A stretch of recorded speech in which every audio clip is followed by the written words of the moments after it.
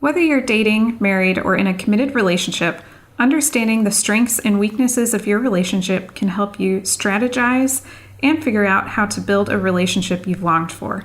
This is where the Relate Relationships Assessment comes in. It's the most comprehensive relationship assessment in the world.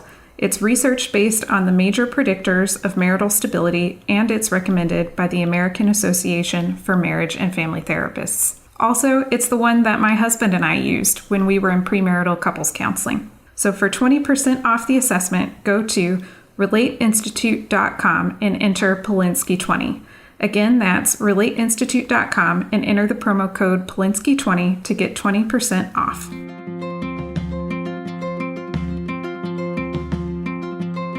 Welcome to the Communicate and Connect podcast for military relationships with your host, Elizabeth Polinsky, a military marriage counselor.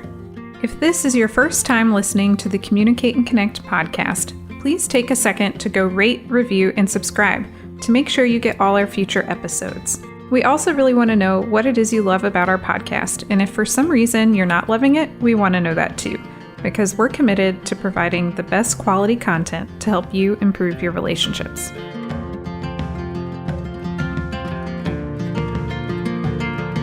This is episode 6, Relationship Dynamics, Divorce, Deployment, and Remarrying.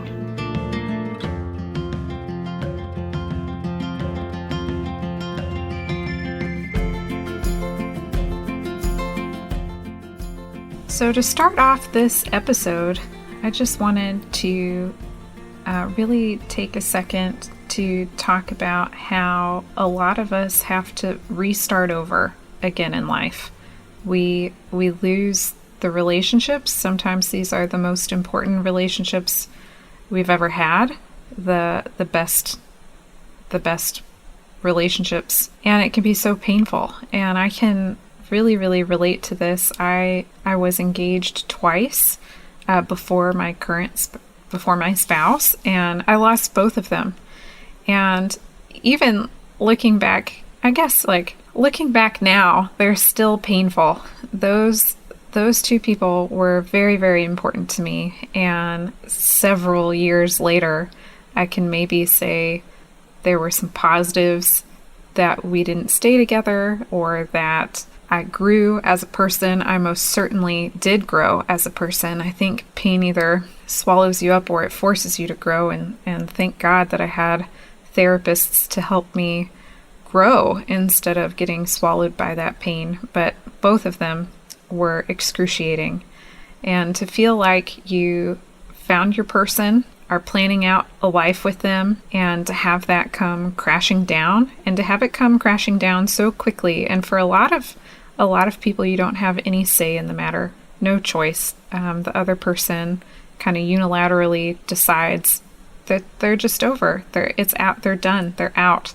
And that can be so painful. In one of the relationships that I had, I gave up my job in my career for them. And that was really hard. And it's hard when you have given up other important parts of your life to prioritize your partner, and then they leave.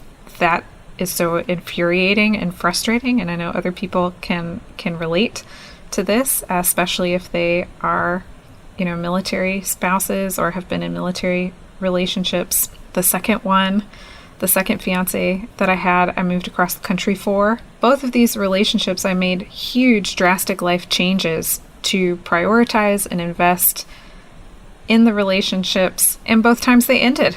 And each time that they ended, I had to create an entirely new life for myself. I had to create new friendships. Oftentimes I had to kind of redo my career in some ways. Sometimes I had to move.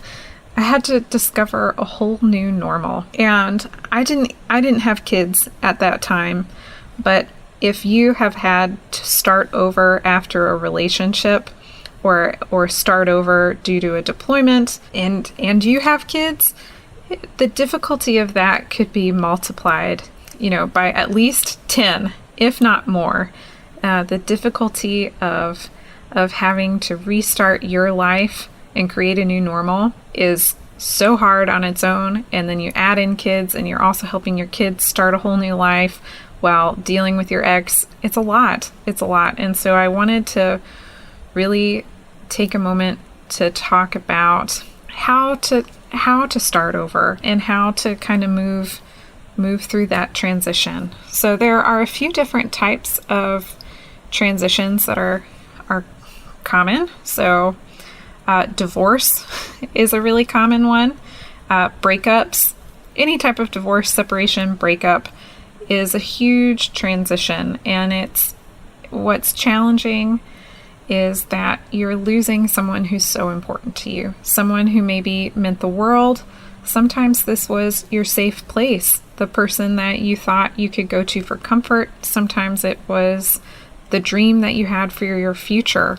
And to have that sort of crashing down around you there's just so much grief with that. You also have transitions that are related to moves.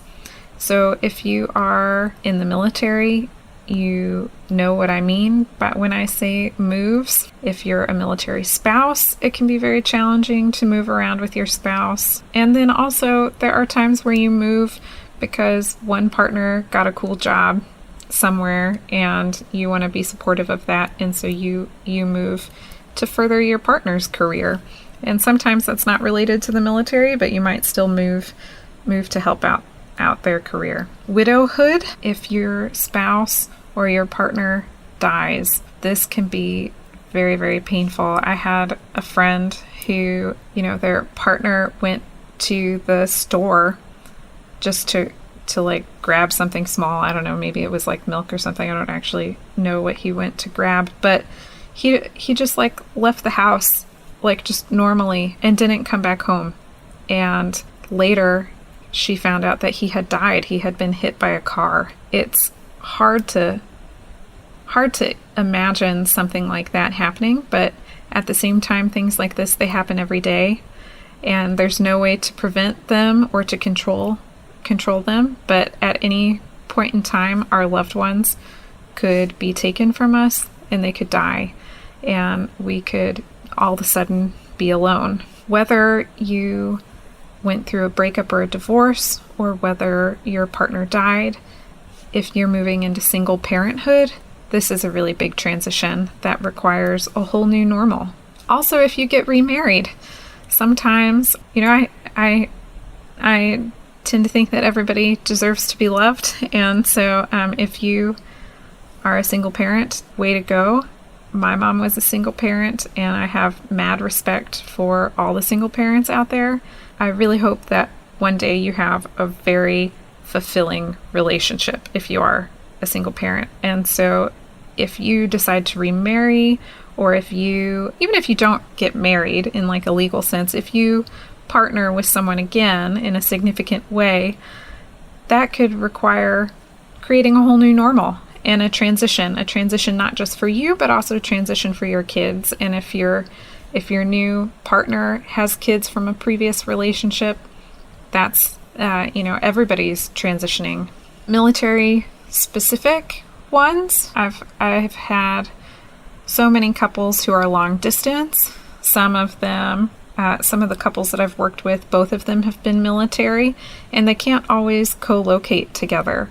So sometimes couples who are in the military together, they get stationed in different places and they're far away, and they may be separated for several years. My spouse and I, we were long distance for a while just because of trying to protect my career. We didn't know how long he would be somewhere. And so I didn't leave my job when I wasn't sure if he would still be in Virginia very long. And so we were long distance for over a year. I want to say almost a year and a half, and that was very, very challenging. And other couples do this too. They're not sure if they're ready to get married, if they're ready to move across the country for someone, and so they stay long distance. Very common with the military. If you do move with your partner and go wherever they go, each move is a transition. Deployment is a huge transition. It's very, very hard. There's like a pretty intense loneliness and uncertainty, and it takes a while to like get in the flow of things and then and then you're so excited when they come back.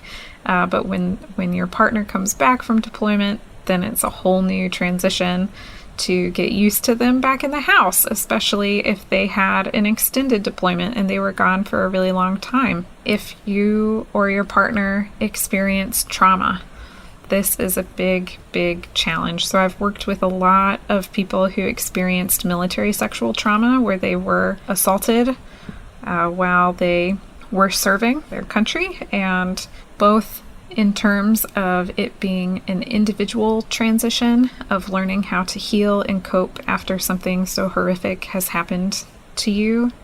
That's pretty huge, but it's also challenging for the family and for, a partner who wants to be supportive and isn't really sure how they can help. And sometimes sex has a whole new meaning after something like that. And it's not just military sexual trauma. I guess that's what I've worked with the most often, but I've worked with a lot of people who had PTSD just from kind of the violence and the life-threatening experiences that they faced while being deployed. That has just as much of an impact on individuals and families as military sexual trauma does. So both are very challenging. What are some of the typical challenges if you faced any of these transitions? What are some of the challenges? One is brand new roles and expectations for what you're supposed to do, what your partner is supposed to do, what your kids are supposed to do, who you interact with. If you're co-parenting, there's new roles like, what am I responsible for versus what is my ex responsible for as we are trying to co-parent our children. You could have stress. So you probably are going to have stress if you are going through a life transition of any kind. But, changing jobs, that is pretty stressful. Maybe you really loved the job that you left behind and now you've moved and there aren't great job opportunities, or it's not like your dream job, or it just sometimes is not as great as where you were before. You could have financial stress. Moving is challenging, it's expensive, and if you had a house and you had to sell it, or if you have to buy a new house, all of these things, they add up. And then obviously, like maybe limited social support. When you have these transitions, whether it's a divorce or a move or your partner dying, any of these types of things, your social group changes. Who is a close friend might change, and having to start over with creating new friendships is really hard. Trying to get to know people from the very beginning. As you spend more time in one place and as you invest your life in one location at one job, you develop relationships with people that can be very, very meaningful. A lot of people talk about their work environment as a family, and when you have to move, you may lose that family. If your partner was in the military and you guys get divorced, you may lose that sort of family feeling that you had. So these are some of the typical challenges. Kids can have some challenges too. Any type of big separation, like if you as the parents are having stress in your relationship or because just life stress, your kids are going to pick up on that and they're going to start feeling stressed because you're stressed. Sometimes we'll have more anxiety or depression problems after a big change. They sometimes act out and get into trouble more, which is really just a result of this type of transition that's happening in the family. Kids can sometimes become quiet and perfect. So if you think your kid is so mature and they're handling the transition so well, I would be very suspicious of that, and I would probably get them in therapy, because if they're acting out and they're angry, or if they're clearly having more depression and anxiety or nightmares, those are signs that most people would say, okay, maybe my kid might need a little extra support from a therapist during this time. But the kids that get quiet and they become kind of perfect and they seem mature and like they're handling everything really well, those kids often get overlooked by schools, parents, medical professionals, because they don't look like they're struggling or they have any problems going on. But kids shouldn't be too mature for their age. And if they look like they're handling it with so much maturity, then therapy can probably help. Usually that sense of quiet, perfect maturity is actually a sign of anxiety and stress. So these are some typical challenges. So far we've covered types of transitions and types of challenges both for the adult and for kids. Now, what do you do if you have been going through a variety of transitions, or you see one coming up soon, or you want to take a preventative approach or a retroactive approach? What are some things? So number one is you got to create a new normal. And there are two ways. There are rituals and routines. So a ritual is something that is pretty significant. It's like a ceremony. Like weddings are rituals, graduations are rituals, birthdays are, and having like a birthday party, those are rituals. They're ways that we as a family or as a society that we celebrate big milestones and we celebrate life changes through rituals. And so I'm thinking of Lord of the Rings. This image always comes to my mind whenever I'm talking about rituals, where at the end of the first movie in the Fellowship of the Ring, and Boromir dies, and they give him this funeral inside of the boat and they send it off in the water. That is a ritual. It's a way that we mark the transition of someone's death.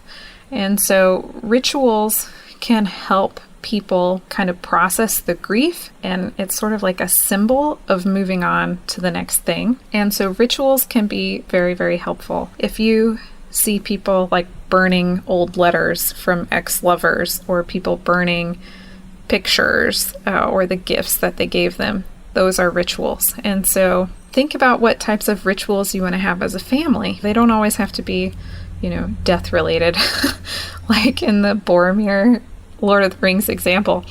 A ritual could be something more positive, like how are we going to say goodbye to our old home? You could also develop a ritual for each time you move into a new house. So I'm just kind of going with moves, like assuming you're a military family and you're moving kind of frequently. You can have a saying goodbye to that town and that home ritual. And you could have a sort of like a saying hello and settling into and building a new home type of ritual. There could be a ritual for right before deployment, and there could be one for coming home from deployment. If you went through a divorce or a breakup or a death, you will want to think about new rituals. I think sometimes after a big change like that, parents, they want to maintain the same sort of rituals that they had when they were still together with their ex, or when their partner was still alive. And so maybe they always had brunch on Sundays, Sunday brunch. Maybe that was a family tradition. Family traditions are types of rituals. So maybe that was a ritual that they had when they were still married or when their spouse was still alive. Those can be helpful. It's perfectly fine to keep some of those traditions going, but you need to create new ones. You want to make it's going to help you and it's going to help your kids. And you want to make it kind of like a clear distinction that we're starting this new phase and this new chapter of our life. And while it's okay to have some things that we remember from our old life, you want to be intentional about creating rituals that show this is part of our new life together. Maybe you keep Sunday brunch, or maybe you do Sunday brunch once a month, but then maybe you add in a new ritual of Friday movie nights or Friday night bowling night, family bowling night, something like that. That can be a new pattern that you guys develop that says this is what we do as a family. So that's a little bit about rituals. Routines are kind of like rituals, but they don't always have the same meaning. So routines are more like, this is when we all wake up, and this, and you brush your teeth, and then you shower, and then you get ready for school, while you're getting ready for school, I make your lunchbox, and then you run out the door and you go to school. That is a routine. Then there's like a coming home routine of, how are we going to do dinner? Who's cooking? And how's homework going to get done? There's a bedtime routine. So it's kind of like the schedule or the itinerary for the day for getting going or ending the day.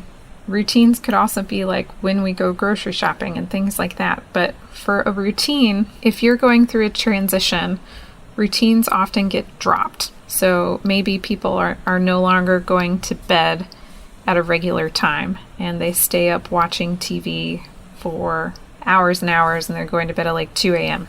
They aren't cooking as much because of the transition, and so now there's not food available for them to take to school or to work, and so then they end up eating out more, and that's like how a routine gets disrupted. And it's okay if that's what you decide is your new routine, but what you really want is to be intentional with you and with your kids about what's the routine going to be. And even though you're going through this transition, you want to maintain that routine. And so I can tell you, like, if I think about me personally, the times when I lost both of my fiancés, I no longer went to bed at a normal time. I was waking up at weird times. I wasn't cooking. I wasn't eating very much. My whole schedule changed because the transition really shook me.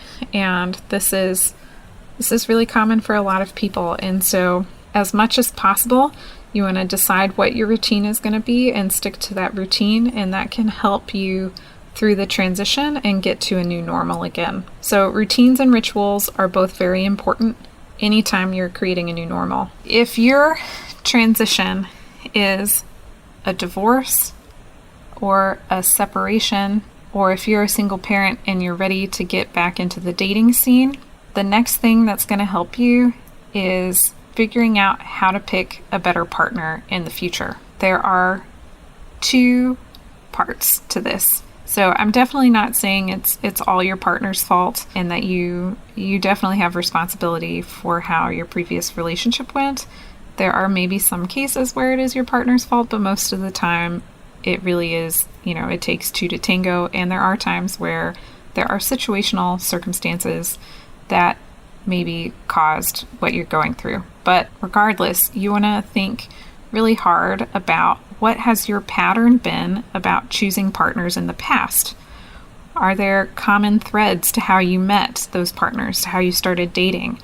Common personality traits? What was your criteria for picking partners in the past, and how did those relationships develop? What were the patterns? Because if you can recognize your pattern in choosing a partner and in forming romantic relationships, by noticing that pattern, changing that pattern, you can increase the likelihood of your future relationships going a little bit better. The other part of that is where therapy can really help, because outside of recognizing the pattern of choosing a partner, sometimes we all have patterns of how we interact with our partners. And so, for example, sometimes it's that you always need to be in charge or are always the responsible one making things happen. So if you are kind of like the leader in all your past relationships, that's a pattern that you have, that you bring to the relationships.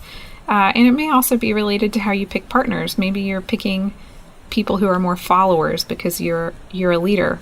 And so by changing that up and experimenting more with picking people that you don't have to lead or be responsible for as much, that could help you as you pick future partners. It could also go the other way. Maybe you've always picked very assertive people or very outgoing, extroverted people where you could sort of take a back seat and let them kind of run the show.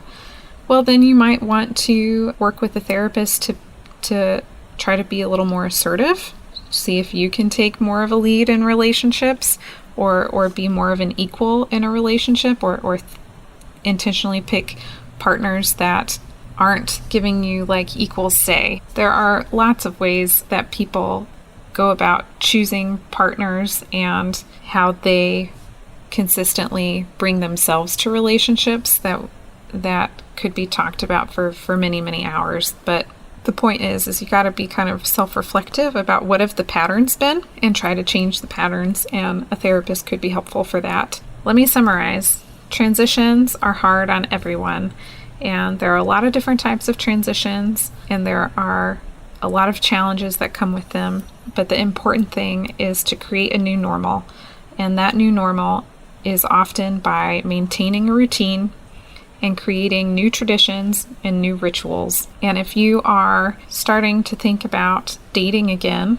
then you want to be intentional about thinking about what were the patterns of your previous relationships, both the patterns of the types of partners you picked, the patterns of how you picked them, the patterns of how those relationships progressed, and the patterns of how you interacted in those relationships. And by thinking about those patterns, gives you a chance to think about, what do you really want in a relationship moving forward? Do you want those same patterns, or do you want to change it up?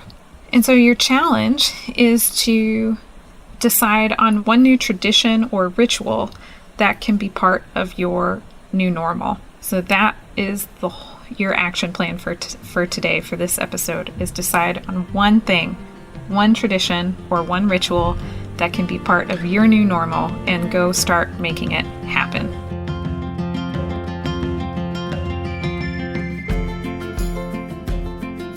I hope you enjoyed today's episode. If so, please take a second to go rate, review, and subscribe so you get all of our future episodes. Make sure to check out the show notes to sign up for our free 10-week relationship email course. This email course is really designed for people who are maybe having trouble with communication or connection in their relationship, and helping them develop some quick wins right away to start improving it.